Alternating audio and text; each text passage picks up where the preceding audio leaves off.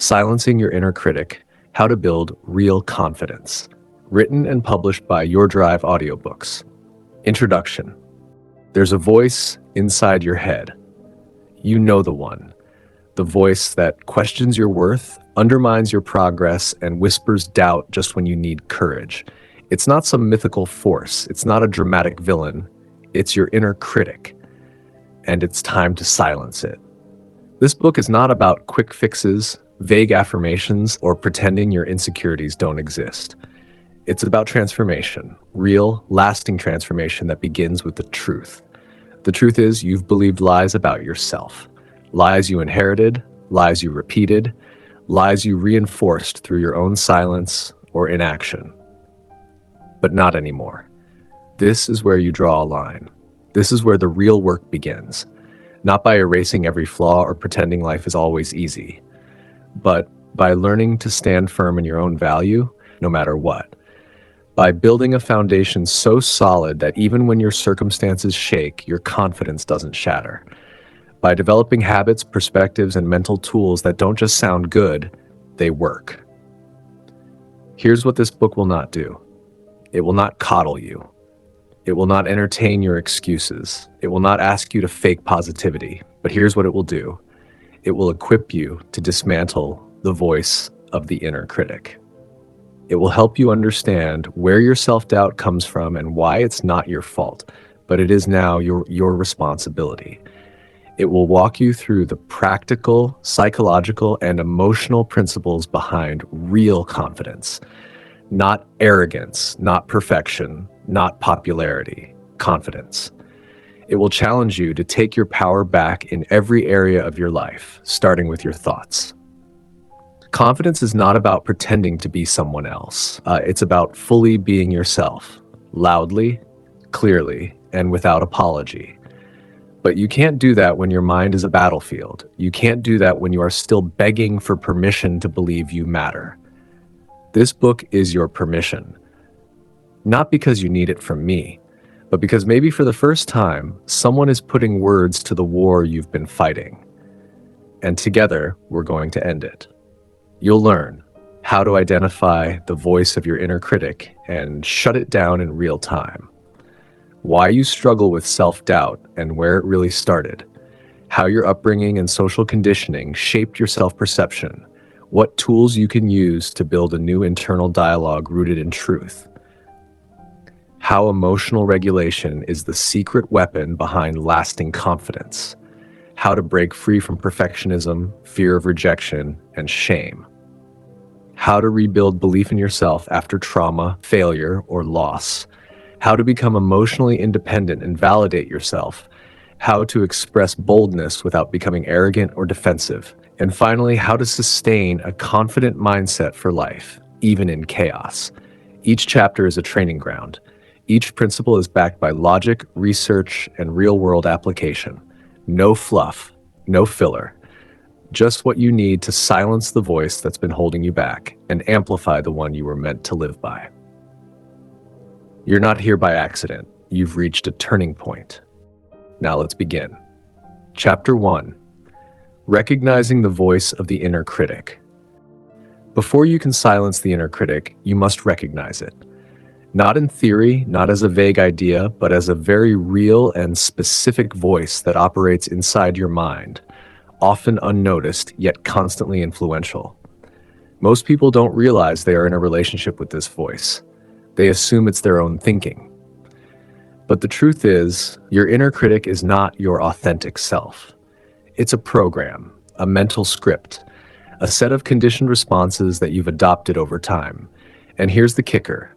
The more familiar it becomes, the more invisible it becomes, which means it can operate in the background of your life, influencing everything from your decisions to your self-worth without ever being questioned.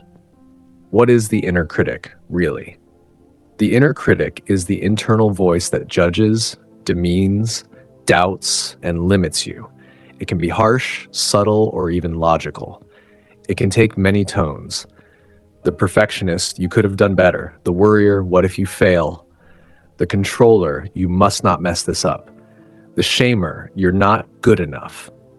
You don't need all four of these to have a strong inner critic. Even one is enough to hold you back, limit your joy, and kill your confidence. Where does the inner critic come from?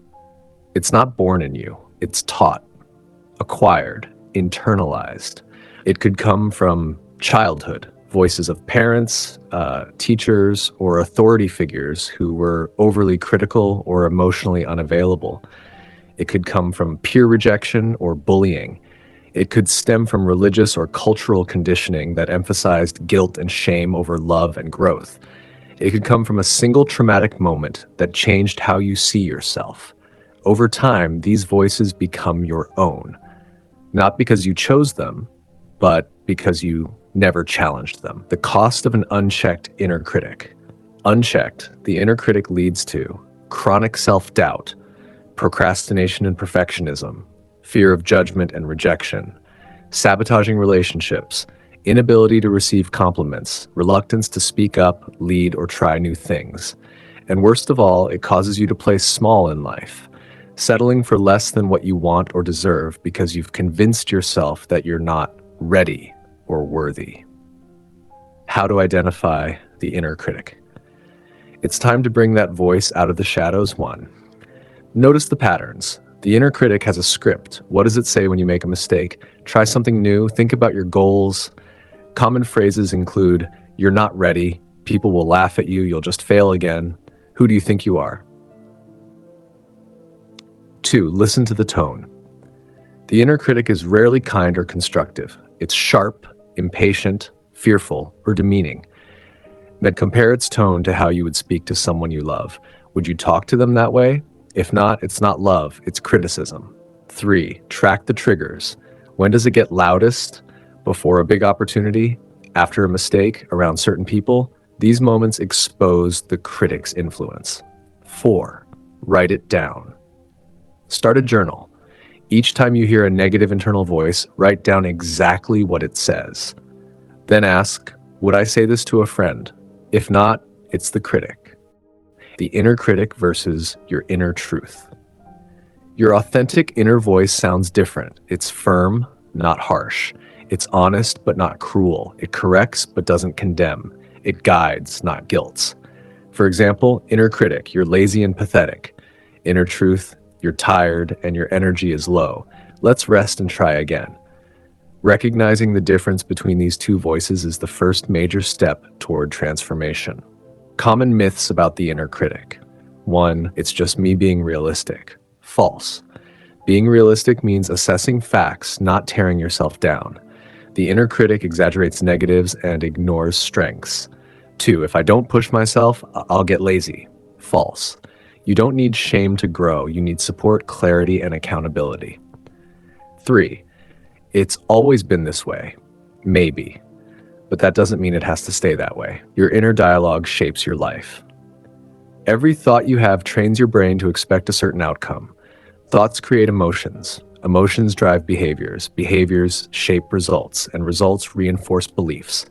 So if your inner dialogue is constantly negative, your life will reflect that until you interrupt the cycle. Affirmations to begin the shift. Start replacing the critic's script with truth.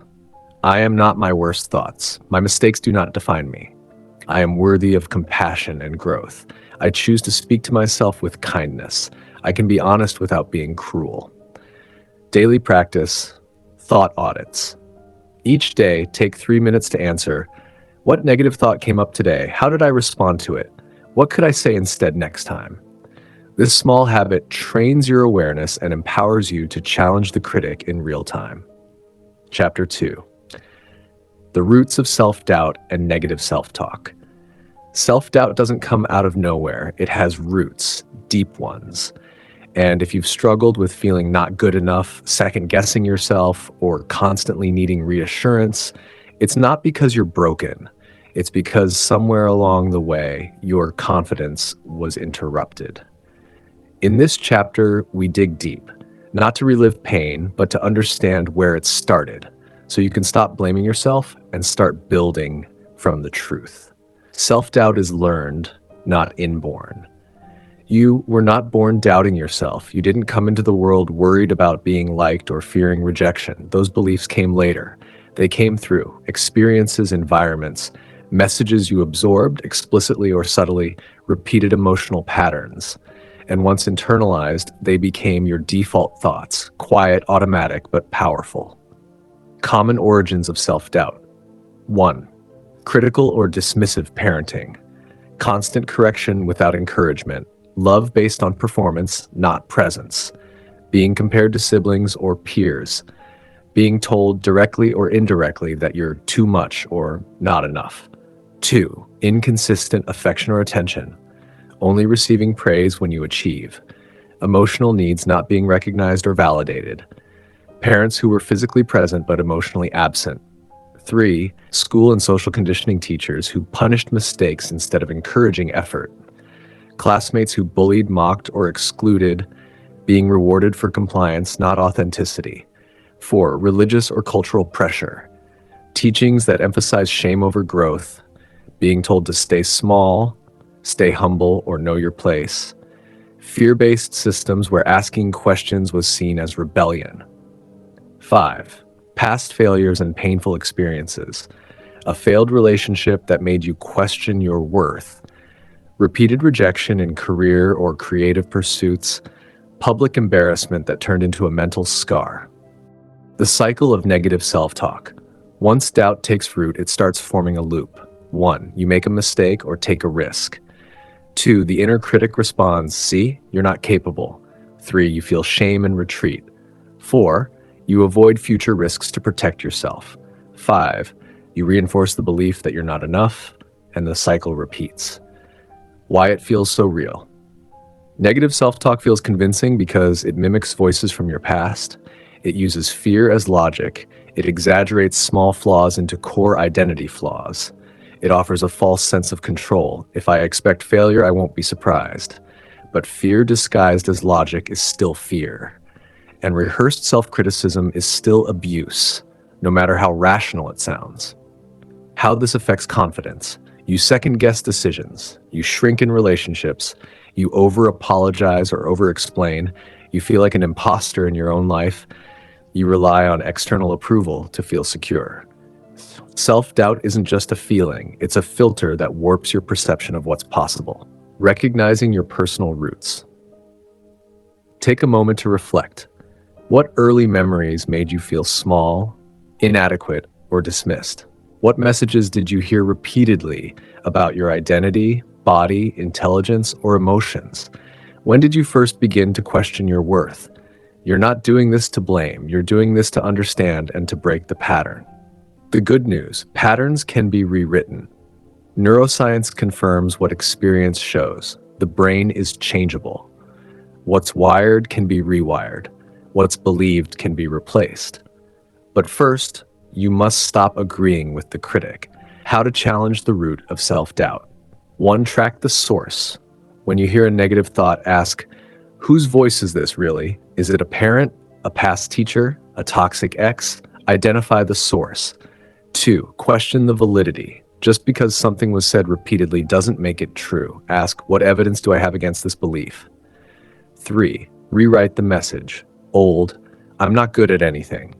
New, I've had setbacks, but I'm learning what I'm good at. Old, I'm hard to love. New, I deserve love and connection just as I am. 4. Give yourself what you didn't receive. If you lacked encouragement, give it to yourself now. If you lacked patience, offer it to yourself today. You can reparent the parts of you that were left behind. Daily practice. Replacing negative self-talk. Step 1, catch it. I always mess things up. Step 2, pause. Where did I learn to say this? Step 3, replace. I made a mistake, but I'm capable and growing. Repeat this every day. At first it will feel forced, then it will feel familiar, then it will feel like truth. Affirmations for healing self-doubt. I am allowed to believe in myself even if others didn't. I can trust my own voice. My past does not limit my potential. Self-doubt is a thought, not a fact. Confidence is my new default. Chapter 3. How upbringing and conditioning shaped your self-perception. How you see yourself today isn't a random opinion. It's a product of programming. From childhood to adolescence and into adulthood, you've absorbed thousands of messages, some intentional, some subtle. These messages have shaped your sense of identity, ability, and worth. This chapter is about tracing those messages to their source, because until you understand how your self-perception was shaped, you will continue living out scripts that were never yours to begin with. Self-perception is a mirror. Your sense of self was formed by the reflections around you. As a child, you looked to your caregivers, teachers, peers, and environment to answer questions like, am I lovable? Am I safe? Am I good enough? Am I too much? The responses you received, whether spoken or unspoken, became internalized answers.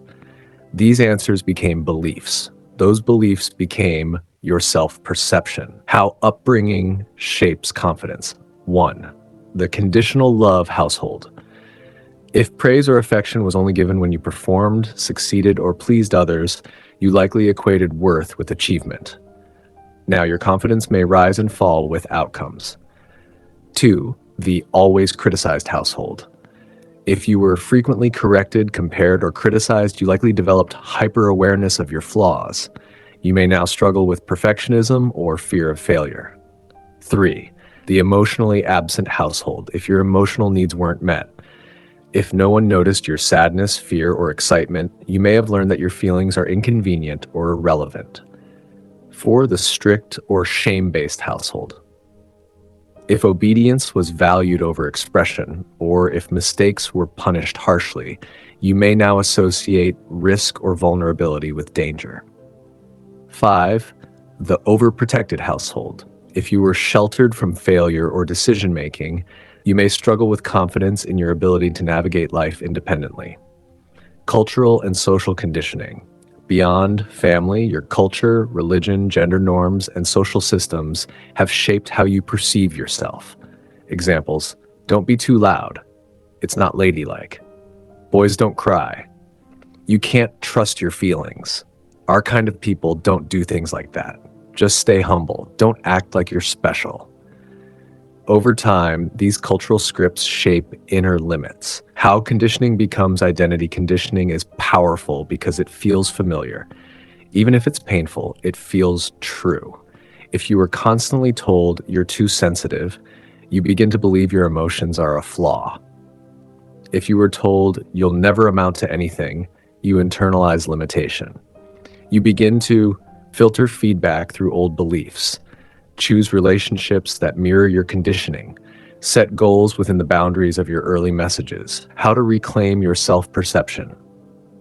1. Identify inherited beliefs. Write down things you believe about yourself. For each one, ask, where did I first learn this? If it traces back to an authority figure, event, or pattern, you've identified a conditioned belief. 2. Challenge the legitimacy. Just because something was said doesn't make it true. Ask, was that belief ever objectively tested? Does this belief support or sabotage me? Who would I be without this belief? 3. Create a new personal standard. If you were told you're too sensitive, reframe it. My sensitivity is a strength that gives me insight and compassion. If you were taught to stay small, my voice deserves to be heard. I honor it now. 4. Reintroduce yourself to you. Begin to describe yourself with words you choose, not words you were given. Examples: I am capable, I am intuitive, I am powerful, I am learning, I am enough. Deconditioning takes time, but it works. You won't change years of programming overnight, but every time you challenge a lie, you weaken its hold. Every time you speak your truth, you strengthen your identity. Every time you make a choice from confidence, not conditioning, you reclaim your power. Affirmations for rebuilding self-perception. I release beliefs that were never mine. My past shaped me, but it does not define me. I choose how I see myself now. I am not who they said I was. I am who I decide to be. I am safe to grow beyond my upbringing. Chapter 4. Catching critical thoughts in real time. Confidence isn't only about what you believe, it's about what you interrupt. Every time you allow a self-critical thought to play out unchecked, you reinforce it. But every time you catch it, question it, and choose a new thought, you weaken the inner critic's power and rewire your brain for confidence. This chapter is about timing, noticing negative thoughts while they're happening, not hours later when the damage is done. It's about learning to tune into your mind in real time and respond with clarity, not autopilot. Why real-time awareness matters. You have over 6,000 thoughts per day. Many of them happen without conscious attention. The ones that repeat, especially self-critical ones, form neural pathways that become stronger the more they're used. That's how negative thinking becomes automatic. But the brain is plastic. That means it can change. You can create new default thought patterns by interrupting and replacing the old ones in the moment they occur. The thought, emotion, action loop. Every thought you have creates a feeling. That feeling influences your behavior. That behavior reinforces the original thought. Example, thought, I always mess this up. Emotion, anxiety, shame, action, procrastinate or avoid. Result, you don't perform well. Reinforcement, see, I really can't do it. Catching the thought early breaks the loop. Signs you're in a negative thought spiral. You feel a sudden drop in confidence. You become anxious about an upcoming task. You replay a past mistake repeatedly. You hear yourself say, I can't, I'm not, or what if I fail? How to catch thoughts in real time. 1. Name the moment. As soon as you notice a negative shift in mood or energy, pause and ask, what thought just ran through my mind? Most people skip this step and only focus on how they feel. Go deeper. Get to the thought. 2. Write it down or speak it aloud. Externalizing the thought slows it down. It gives you power over it instead of letting it control you. Example, I just thought I'm not smart enough to speak up in this meeting. 3. Challenge the thought like a lawyer. Ask, what evidence supports this? What evidence contradicts it? Have I succeeded in similar situations before? What would I tell a friend who thought this? 4. Replace the thought with truth. Old, I always mess up under pressure. New, pressure is uncomfortable, but I've handled it before. Old, they probably think I'm a fraud. New, their thoughts are not facts, and I know my value. 5. Attach a positive action. Don't just change the thought, change your behavior. Speak up in the meeting. Send the email. Step forward even if you feel unsure. Action reinforces belief. Create a thought interrupt system. Create a system you can use anytime your confidence drops. Step 1, pause and breathe. Step 2, identify the thought. Step 3, speak the replacement aloud. Step 4, take one confident action. Use anchors to trigger awareness. Set external reminders to check your thoughts. Phone alarm every 3 hours, labeled check your mindset. Sticky notes on mirrors or computer, catch it, challenge it, change it. Wristbands or rings to touch when you notice self-criticism. These anchors train your brain to become more alert and less reactive. Affirmations to use in the moment. This is just a thought, not a fact. I have the power to choose my next thought. I don't have to believe everything I think. I can act with confidence even when I feel doubt. My thoughts do not control me. I control them. Daily practice, thought logging. Each evening, journal these. What negative thought did I catch today? What did I replace it with? What action did I take to prove the new thought true? This simple habit creates massive shifts in how you think, feel, and behave. Chapter 5, Rewriting the Script. Replacing lies with empowering truths. Your inner critic survives on repetition. It repeats the same script until you begin to believe it. This chapter is about rewriting that script, about consciously replacing the old lies that shaped your self-doubt with new, empowering truths that align with your value. If you want lasting confidence, you can't just silence the inner critic. You have to speak something new in its place. Why lies stick? Lies are sticky because they're familiar. They were often learned in emotionally charged moments. They've been reinforced by selective memory, focusing only on when the lie seemed true.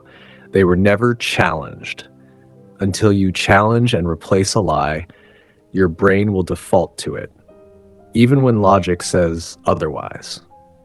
Common lies of the inner critic. I'm not good enough. I always mess things up. I'm too much, not enough. I'll never succeed. People won't like the real me. I don't have what it takes. These aren't just sentences, they're beliefs. And beliefs shape behavior. So if you want to behave with confidence, you must believe something new. The truth, you can rewrite the script. Here's how. Step 1, identify the repeated lie. Ask yourself, what negative thought keeps showing up in different situations? What belief makes me hesitate or shrink? When something goes wrong, what's the first thing I say to myself? Examples. I'm a burden. Nobody really cares about me. I'll never be as successful as others. Step 2, trace it to its source. Ask, who said this to me first? When did I start believing it? Is this belief based on facts or feelings? Have I been using this belief as a shield to avoid rejection, failure, etc.? Understanding the why helps you disarm the lie's emotional power. Step 3, write a rebuttal statement. Now, challenge the lie like you're defending someone you love. Use evidence. Use experience. Use truth. Lie, I always mess things up. Truth, I've made mistakes, but I've also handled challenges well. I'm still learning and growing. Lie, I'm not attractive enough. Truth, my worth is not tied to appearance. I am valuable, lovable, and enough exactly as I am. Lie, I don't deserve success. Truth, I've worked hard, I'm growing, and I am allowed to enjoy success without guilt. Step 4, speak the truth until it becomes familiar. Repetition matters. Just like the old script became automatic through repetition, the new script must be practiced. Use affirmations, speak them daily, write them on sticky notes, record them and listen back, speak them before bed, speak them when the old lie tries to return. Step 5, align your actions with the new script.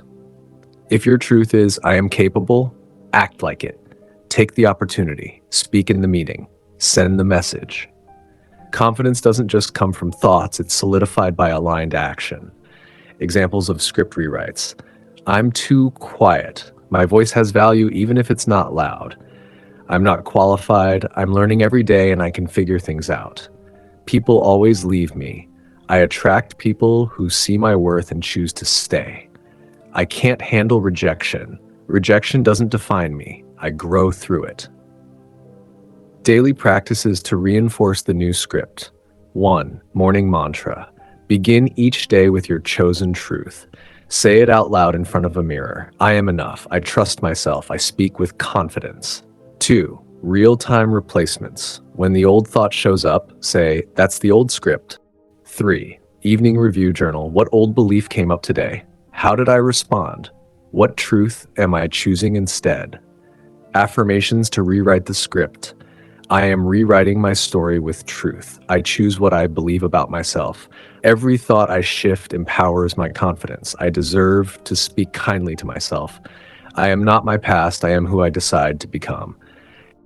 Chapter 6, Emotional Regulation, the quiet superpower of confidence. Confidence isn't just about what you say or how you carry yourself. It's about how you manage your emotions when things don't go your way.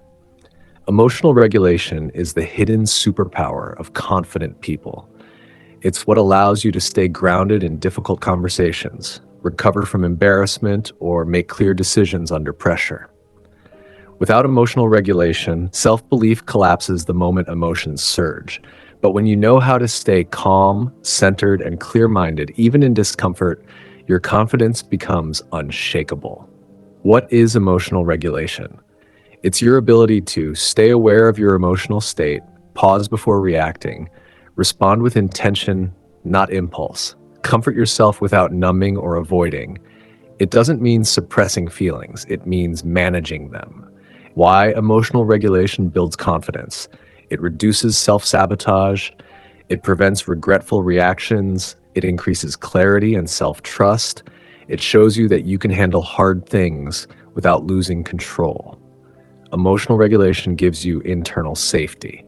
And when you feel safe within yourself, you can walk into any situation with more strength. What happens without it? You lash out or shut down in conflict. You avoid challenges out of fear of failure. You overthink every decision. You feel helpless when emotions are strong. Your self-esteem becomes reactive, not stable. Unregulated emotions allow the inner critic to take over. Common signs you struggle with regulation: emotional outbursts or breakdowns, feeling overwhelmed by criticism, holding on to resentment or embarrassment for days, freezing under pressure, constantly seeking external comfort or validation, understanding the science. The part of your brain responsible for emotion, amygdala, reacts quickly. The part responsible for logic, prefrontal cortex, reacts slower. Emotional regulation happens when you pause long enough for your logic to catch up. How to strengthen emotional regulation. 1. Name the feeling specific. Instead of "I'm upset," try "I'm feeling anxious about not being in control."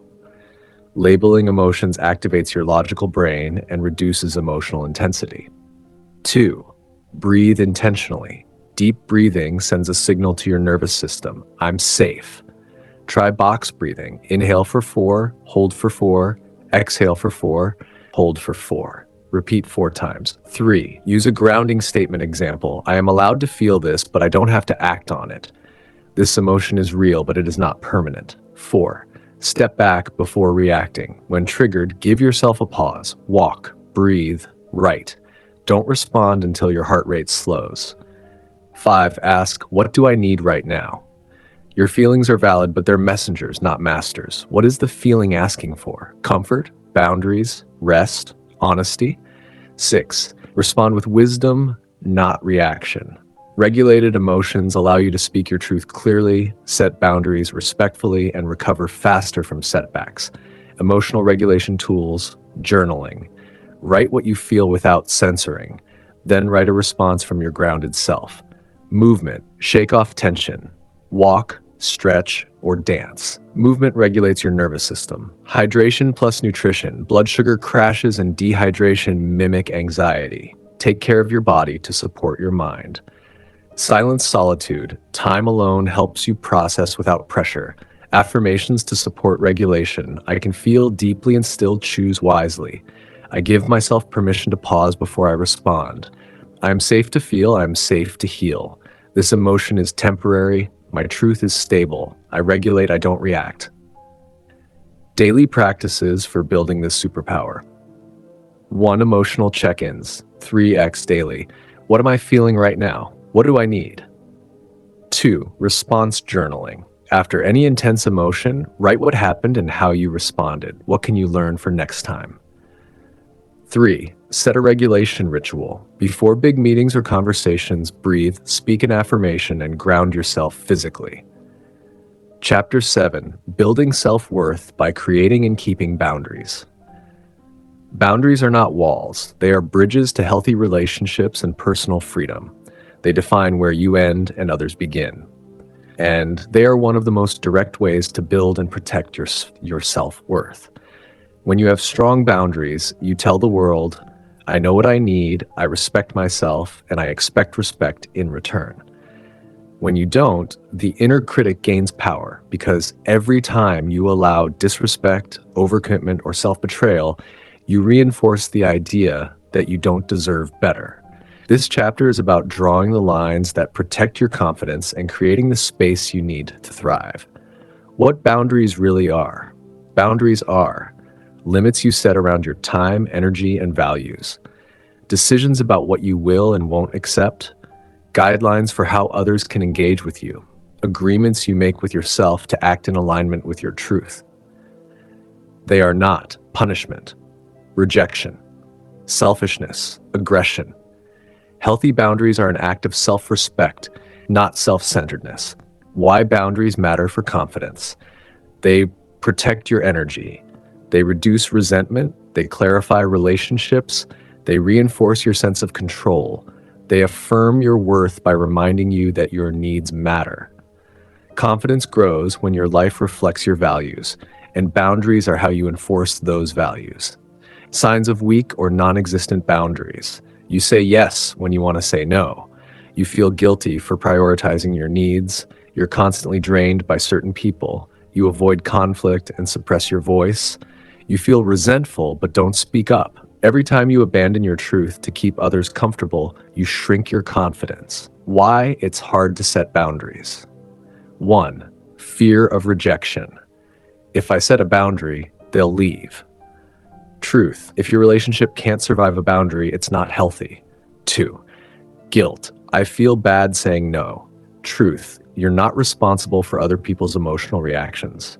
3. Low self-worth. I don't want to seem difficult. Truth. Advocating for yourself is not difficult, it's necessary. 4. Conditioning.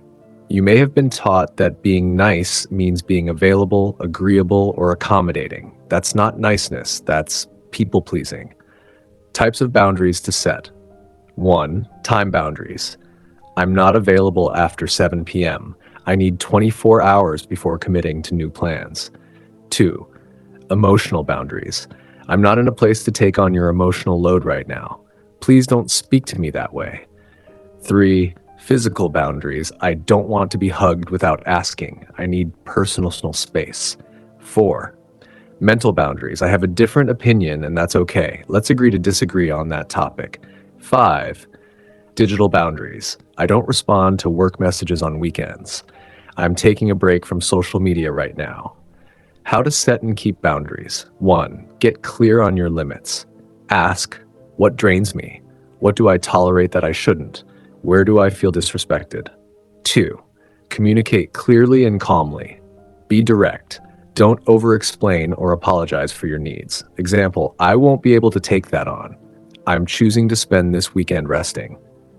3. Enforce without emotion. If someone crosses a boundary, remind them once, then act.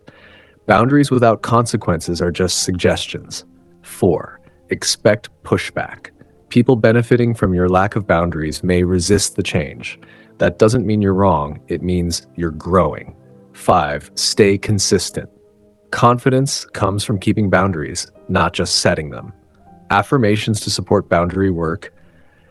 I have the right to protect my peace. My needs are not a burden. Saying no is an act of self-care. I respect myself and I expect others to do the same. My time and energy are valuable. Daily practice, boundary self-check. Each night ask, where did I honor my boundaries today? Where did I abandon them? What can I do differently tomorrow? Chapter 8, Understanding Fear, Perfectionism, and Shame. Confidence doesn't vanish without reason. It's often smothered under layers of fear, perfectionism, and shame. 3 of the most powerful internal blocks a person can face.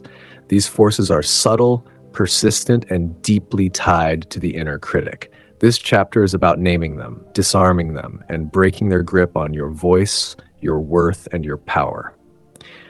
Fear, the first gatekeeper. Fear shows up as, what if I fail? What will people think? I'm not ready. This might hurt. Fear is designed to protect, but left unregulated, it becomes a prison. Fear says, don't speak, don't try, don't move. And when you obey, your confidence starves. Where fear comes from, past failures, harsh judgment or punishment, fear of being abandoned, rejected, or exposed, over-identifying with your performance. If I fail, I am a failure. How to work with fear instead of against it. 1. Name the fear. I'm afraid of being judged. I'm afraid of disappointing others. I'm afraid of being seen. 2. Identify the cost. What is fear costing you? Opportunities? Peace? Self-respect? 3. Reframe fear as a signal, not a stop sign. Fear doesn't mean you're doing something wrong. It means you're doing something that matters. 4. Take small, brave steps. Don't wait for fear to vanish. Act while it's still present. That's courage. Perfectionism, the disguised critic. Perfectionism wears a mask. It sounds like high standards and hard work, but underneath it's fear of failure, rejection, or being seen as not enough. It says, if I get it perfect, I'll be safe. If I look flawless, I'll be loved. If I avoid mistakes, I won't be judged. But perfectionism doesn't protect, it paralyzes. Signs of perfectionism. Procrastination due to fear of not doing it right. Constant editing, rethinking, over-preparing, harsh self-judgment after any mistake. Difficulty celebrating achievements. Avoiding challenges unless success is guaranteed. The truth about perfection. It doesn't exist. It's not required for respect or love. It keeps you trapped in fear, not excellence. It's often the loudest voice of the inner critic. How to break the perfectionism pattern. 1. Redefine success. Focus on effort, progress, and learning, not flawlessness. 2. Intentionally practice good enough. Submit the draft. Post the video. Speak the imperfect idea. Practice being seen without the mask. 3. Celebrate imperfect wins. I showed up today. I didn't have all the answers and I still led. I made a mistake and kept going. 4. Use affirmations to create new standards. Done is better than perfect. Progress is my goal. I am worthy even when I'm not performing. Shame, the silent saboteur. Shame is deeper than guilt. Guilt says I did something wrong. Shame says I am wrong. Shame whispers, you're not lovable. You're too broken. You should be better by now. If they knew the real you, they'd leave. Shame is the most corrosive force to confidence because it attacks your identity. Sources of shame. Childhood neglect or abuse, emotional abandonment, being shamed for your body, feelings, mistakes, or desires. Trauma, especially unprocessed trauma. Cultural or religious messages that equate identity with sin or failure. Shame thrives in secrecy. It grows when hidden. It dies when brought into the light. The more you hide what you fear is unacceptable, the louder shame becomes. How to disarm shame. 1. Name it. I feel ashamed because I believe I'm not good enough. I feel ashamed because I was told I'm a failure. 2. Speak it to a safe person. Saying it aloud to someone who won't judge you is one of the fastest ways to release its grip. 3. Refuse to identify with it. You are not your shame. Say, this is a feeling. This is a belief. It is not me. 4. Offer yourself what you never got. Speak words you needed to hear. You're still worthy. You didn't deserve that. You are not broken. Affirmations to counter fear, perfectionism, and shame. I can feel fear and still act. I do not need to be perfect to be worthy. My past does not disqualify me. I am enough, even now. Shame cannot silence my truth. Chapter 9. Forming a mental identity, rooted in truth and value. If you've ever struggled to believe in yourself, it's not just because of doubt or fear. It's because your identity, your mental framework of who you are, was shaped by lies, pain, or outside voices that didn't reflect your true worth. Confidence can't thrive without identity. And not just any identity, but one built on truth and value. This chapter is about choosing who you are, not based on what's happened to you, not based on what others said, but based on the deep, non-negotiable truth of your worth. What is a mental identity? It's the answer to the quiet question, who am I? It includes your beliefs about your worth, your abilities, your value in relationships, your capacity to grow, what you deserve. Most people live from an inherited identity, not an intentional one. It's how identity is formed. Identity is formed through repetition and agreement.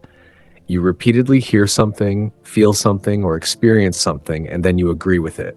Example, experience, they didn't choose me. Thought, I must not be enough. Repetition, this always happens to me.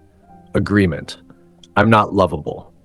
That becomes part of your mental identity, and every new experience gets filtered through it.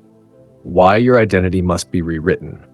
If you want real confidence, you need a new identity that says, I am worthy. I am enough. I am capable. I have a voice. I am allowed to grow and take up space. You can't just try to feel confident. You must believe something different about who you are. Steps to create a new mental identity. 1. Write the lies you've believed. What have you believed about your worth, voice, strength, or future? Examples. I'm too much. I always mess up. People leave because of me. 2. Write the truth you want to live by. These truths must be intentional, specific, and powerful. Examples, I am more than enough.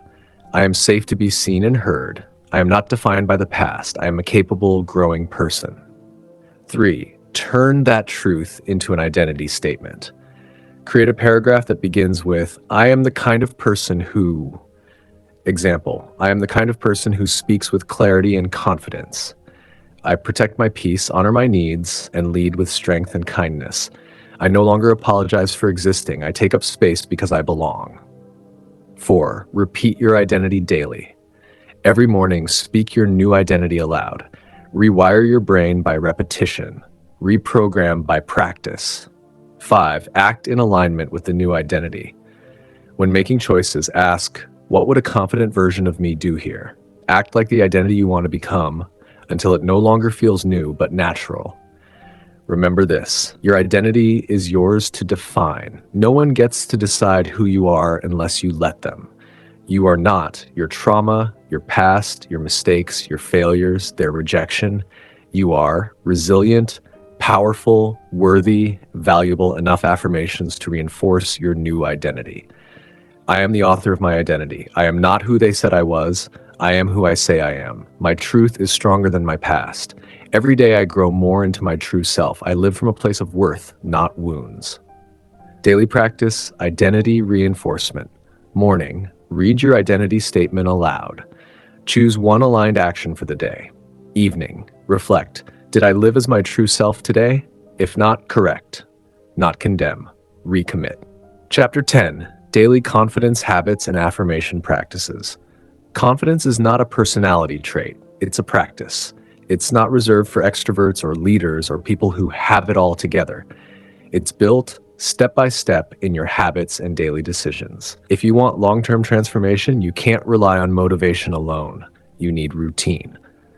This chapter is your blueprint. Simple, practical habits you can implement to rewire your brain, quiet the inner critic, and build the kind of self-belief that doesn't fade with mood or circumstance. Why habits matter. Your habits are the backbone of your identity. What you do repeatedly becomes what you expect from yourself. That expectation becomes belief, and belief becomes confidence. You don't wake up confident, you train it. The 3 pillars of daily confidence. 1. Mental alignment. Starting the day with clear, empowering thoughts. 2. Emotional regulation. Staying grounded, centered, and resilient when life throws curveballs. 3. Action in alignment. Taking small steps that reinforce your sense of agency and capability. Morning confidence ritual. Start your day with 10 to 15 minutes of intentional self-alignment. 1 breath and stillness, 1 to 2 minutes. Sit or stand still. Inhale slowly through your nose, exhale through your mouth. Ground your body. 2 affirmation reading, 2 to 3 minutes. Choose 3 to 5 statements. Say them aloud, slowly. Feel the truth of the words. Examples, I am strong, grounded, and ready. I trust myself to handle whatever comes today. I am enough right now, as I am. 3 identity statement. Read your mental identity paragraph from chapter 9. 4 visualization, 2 minutes. Picture yourself moving confidently through your day. Visualize tough moments going well. 5 set an intention, 1 to 2 minutes. Choose a focus word or phrase. Today I will be bold. Today I will protect my peace. Today I will act with clarity. Midday confidence reset.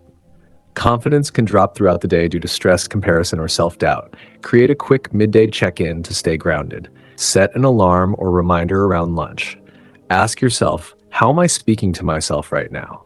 Breathe deeply for 30 seconds. Repeat 1 affirmation aloud. Adjust your posture and mindset. Evening confidence. Audit. This is not a time to judge. It's a time to review and reinforce. 1. What did I do today that made me proud?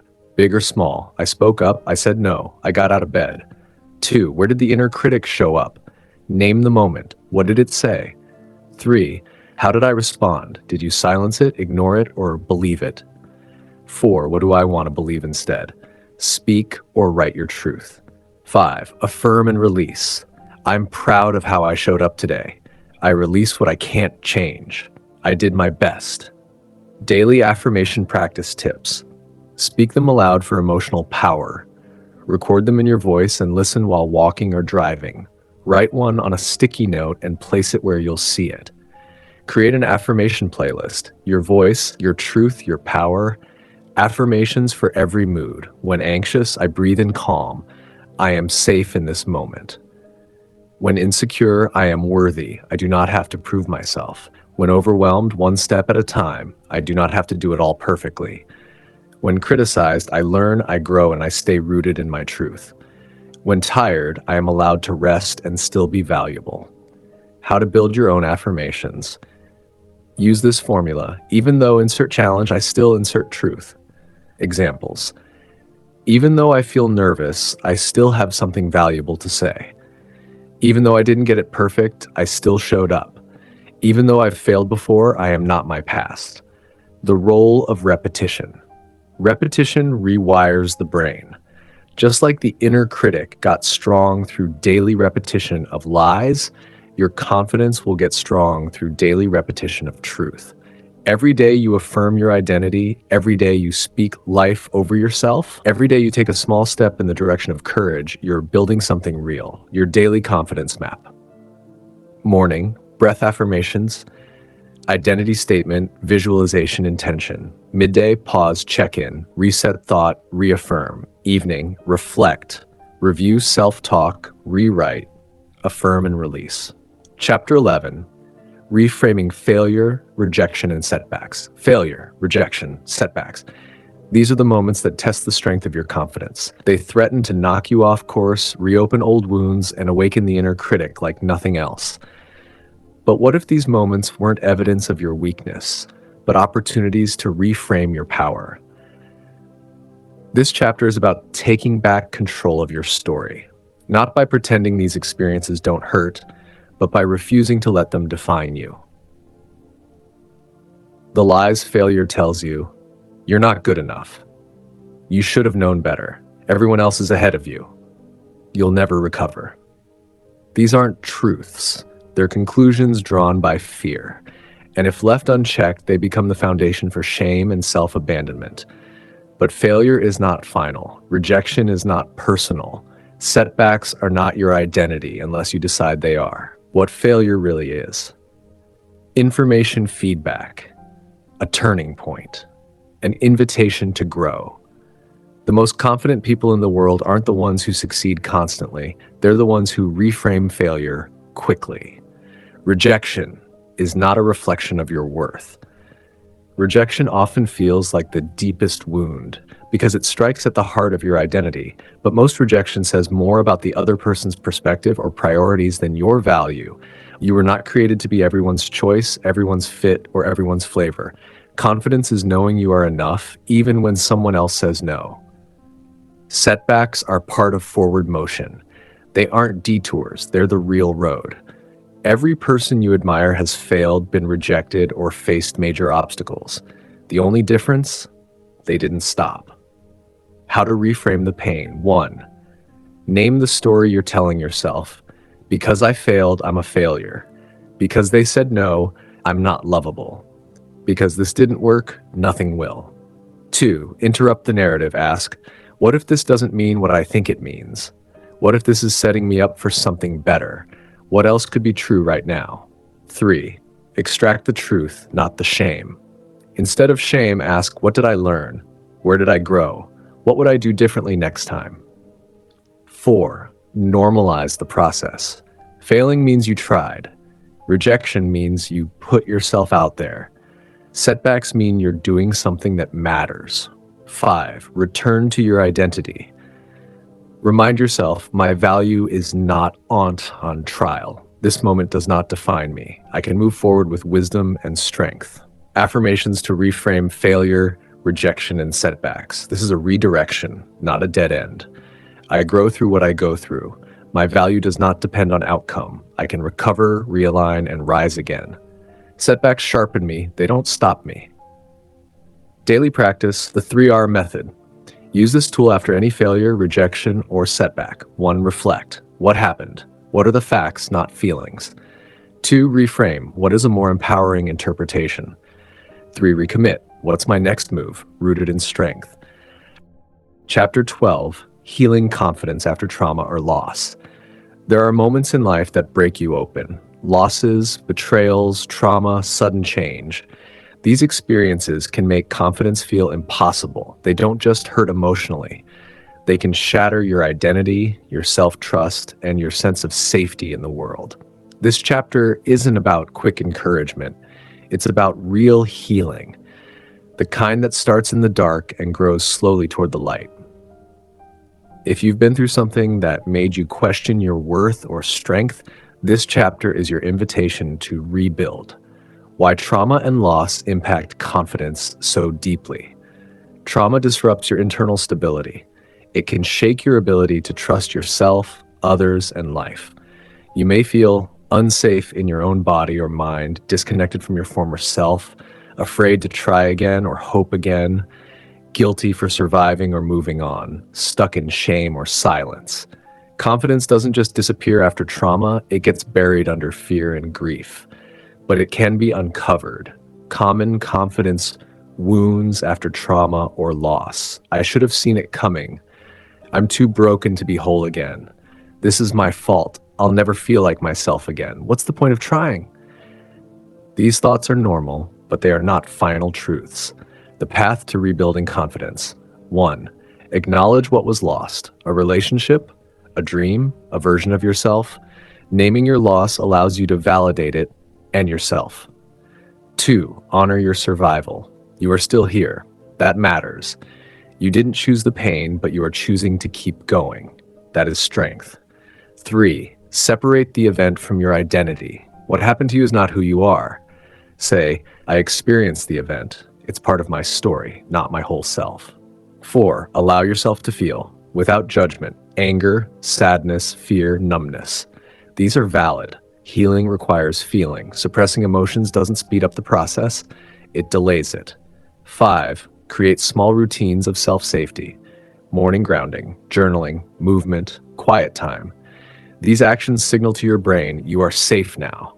How to rebuild trust in yourself. After trauma, self-trust is often fractured. You may feel, I should have done something differently. Can I even trust my own judgment again? Here's how to rebuild. Keep small promises to yourself. Track your progress in a journal. Reflect daily on moments of courage. Speak to yourself the way you'd speak to a child recovering from pain. You do not need to be fully healed to start believing in yourself again. You only need to start noticing your strength, even in the middle of your healing. Affirmations for healing confidence. What happened to me is not who I am. I can trust myself to heal and grow. I am allowed to take up space even when I'm hurting. I honor my story and I'm reclaiming my strength. Healing is not linear, but I am moving forward. Daily healing practices. 1. Gentle morning routine. Stretch. Drink water. Speak one affirmation aloud. Breathe into the day slowly. 2. Check in with the compassion. Ask, what do I need right now? Give yourself permission to meet that need.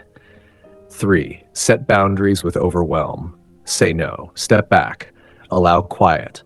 4. Celebrate micro wins. I showed up today. I got out of bed. I asked for help. These count. They matter. When to seek extra support. There is strength in getting help. If your trauma is deep or ongoing, consider trauma-informed therapy, coaching, or support groups. Healing doesn't mean doing it alone. It means refusing to stay stuck. You are not too broken. You are not beyond hope. You are becoming. Chapter 13, Emotional Independence and the Power of Self-Validation.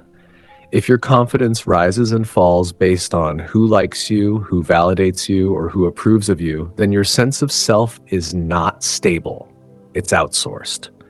Real, lasting confidence requires emotional independence. It means knowing who you are and believing in your worth, even when no one claps for you.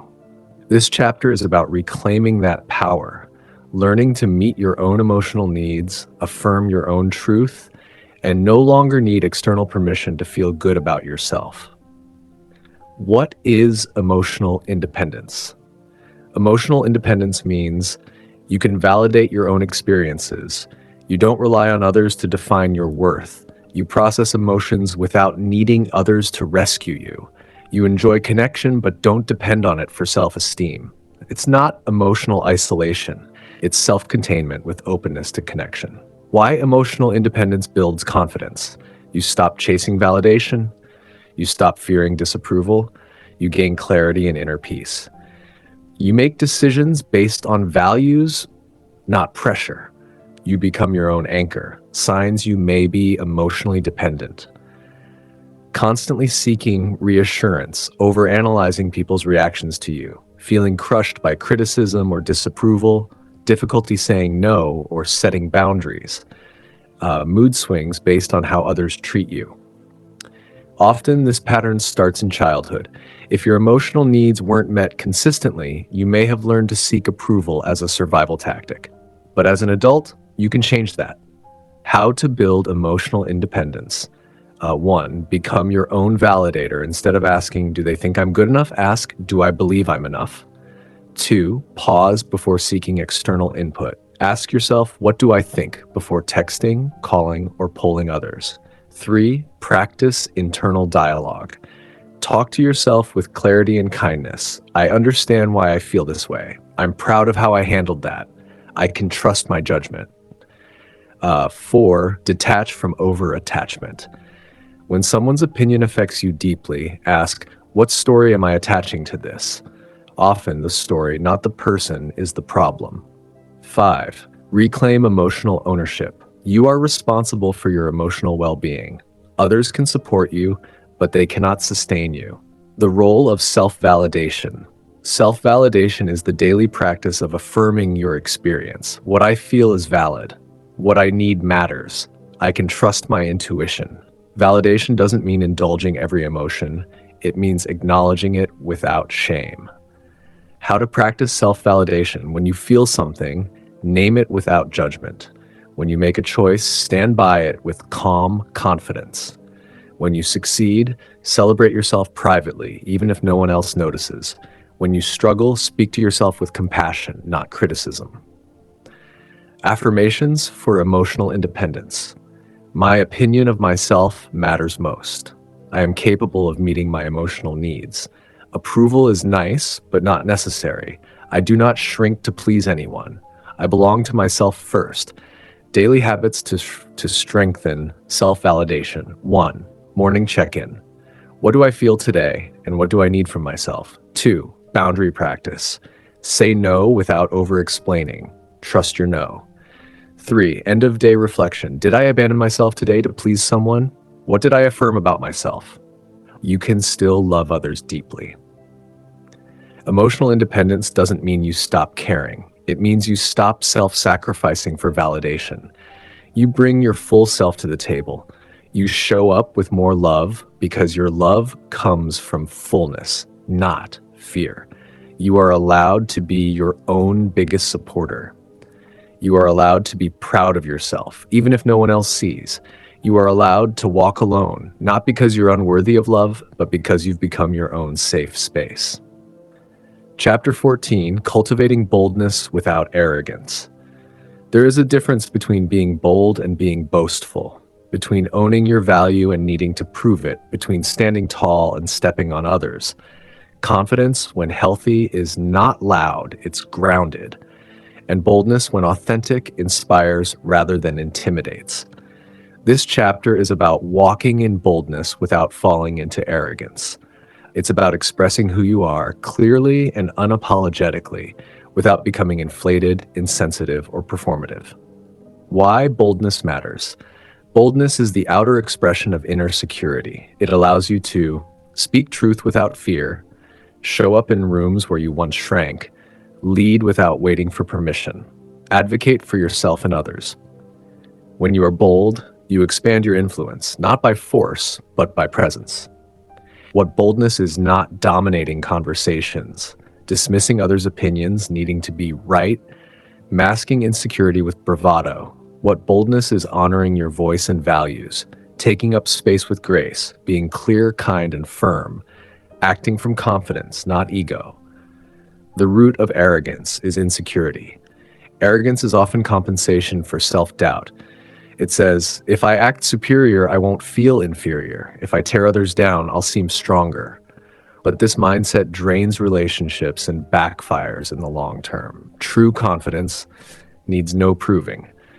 Confident people don't need to be the loudest in the room. They're secure in their truth, even in silence. Boldness that comes from wholeness lifts others up, includes them, and creates space for collaboration. How to cultivate boldness without arrogance. 1, know your intent. Ask, am I speaking to connect or to control? Boldness connects, arrogance controls. 2. Speak from values, not ego. Let your boldness be anchored in purpose, not pride. Say what you believe because it matters, not because you want attention. 3. Practice assertive communication. Use I statements. I believe, I feel, I want. Be direct but respectful. Avoid passive aggression or aggression altogether. 4. Listen deeply. Boldness includes knowing when to pause. Listening shows strength. You don't need to dominate to be powerful. 5. Be willing to be wrong. Confident people can admit mistakes. Arrogant people double down. Own your flaws. It makes your boldness more human. Daily practices to build healthy boldness. 1. Voice your opinion. Once daily. Even when unsure, speak up in meetings, conversations, or social settings. 2. Set a bold intention. Today, I will advocate for myself in that meeting. Today, I will ask for what I need. 3. Celebrate courage, not just outcome. I showed up fully today. That matters. I stood firm in my values, even when it was uncomfortable. Affirmations to anchor boldness and humility. I can be confident and kind. I speak my truth with clarity and calm. My presence is powerful even without force. I don't need to prove, I need to show up. I walk boldly because I walk in purpose. Boldness looks different for everyone. Boldness might be speaking on stage or finally saying no. It might be launching a business or setting a boundary with your family. It might be dancing in public or sitting in stillness. The key is alignment. Boldness is not about how loud you are, it's about how true you are. Chapter 15, How to Maintain a Confident Mindset for Life. Confidence is not a destination, it's a discipline. It doesn't stay strong by accident. Like a muscle, it must be maintained. The final chapter of this journey is about longevity, how to keep your mindset anchored in truth, no matter what life throws your way. You've learned how to silence your inner critic, rewire your beliefs, set boundaries, and act boldly. Now, it's time to sustain it. Why maintenance matters. Confidence can fade if neglected. Life will test you again. New challenges bring up old doubts. Emotional patterns can resurface. Setbacks can trigger your inner critic. Maintenance isn't about perfection, it's about alignment. When you stay aligned with truth, self-respect, and your identity, confidence becomes your natural state. Core beliefs to maintain lifelong confidence. 1. Confidence is a practice. It's not fixed. You must choose it daily. 2. Confidence is rooted in truth, not emotion. Some days you won't feel confident. That's okay. Act from truth anyway. 3. Confidence grows through integrity. Every time you keep a promise to yourself, you build self-trust. 4. You are not your circumstances. Your worth remains constant, even in hard seasons. Daily practices to sustain confidence. 1. Morning alignment, 5 to 10 min. Read your identity statement. Speak 2 to 3 affirmations aloud. Set a focused intention. Today, I will trust my voice. 2. Midday reset, 2-3 mins. Check in. What am I believing right now? Adjust if needed. That's an old thought. I choose better. 3. Evening self-review, 5 to 10 mins. Where did I show up well? Where did I shrink? What can I affirm and improve? Weekly confidence rituals. Reflect, what triggered my inner critic this week? Reclaim, what truth do I need to reinforce? Reset, what boundaries or habits need realignment? Reinforce confidence through action. Confidence doesn't just live in your mind, it's in your behavior.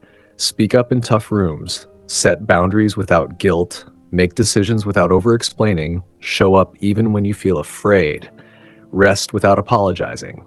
These small actions become patterns. These patterns become your confidence. Affirmations for long-term confidence. I grow stronger through every challenge. I return to my truth, no matter the storm. I am allowed to evolve and expand. Confidence is not perfection, it's presence. I stay rooted in who I am, not what I feel. When confidence feels low, remember this. Go back to the basics. Breath, affirmation, alignment. Revisit your identity. Who am I? What do I believe about myself? Talk to yourself like someone you love. Reflect on your journey. You've come further than you think. Ask for support, not permission. Confidence for life isn't loud, it's consistent. You won't always feel powerful, but you can always return to your power. That's what matters. So when fear comes, pause. When doubt rises, respond. When you fall, stand again. You have everything you need to live fully, speak clearly, and lead boldly. You are enough. You always have been. And now you know how to live like it. You've reached the end, but it's only the beginning. You now have the tools to silence your inner critic and build real, lasting confidence. Use them, revisit them, and pass them on. Your life is waiting. Conclusion. You've always had the power. You've made it. You've listened through every chapter, absorbed every truth, and stepped into one of the most important journeys of your life, reclaiming your voice, your mind, and your power. Let's pause and let that sink in. You didn't come to this audiobook just to feel better. You came because you were tired of doubting yourself, tired of the mental noise, tired of shrinking when you knew you were made to stand tall. And now you know, confidence isn't something reserved for a lucky few. It's built, chosen, practiced. You've learned how to recognize the voice of the inner critic, understand the roots of self-doubt, challenge inherited beliefs, replace toxic thoughts with truth, build emotional independence, create lasting mental habits that reflect your worth. You've learned to speak up, not for attention, but from alignment. You've learned that boundaries don't push people away, they protect your peace. You've learned that confidence isn't about being perfect, it's about being present. And now the journey continues with you. Because every time you silence that critical voice, every time you affirm your identity, every time you choose self-respect over self-sabotage, you're not just building confidence, you're transforming your life. Let this audiobook be your daily reminder. You are not behind. You are not broken. You are not disqualified. You are enough. You are growing. You are becoming. Let your life reflect that. If this audiobook spoke to you, don't let the journey end here. Make sure to subscribe to Your Drive audiobook right now for more powerful transformational books that equip you to think better, live stronger, and walk boldly in your purpose. Hit that like button if this helped you rediscover your voice. Share this with someone you know is ready to rise above their inner critic. And in the comments below, tell us, what's one truth from this audiobook that you're taking with you today? Thank you for listening. This is Your Drive audiobook, where growth is not just an idea, it's a decision.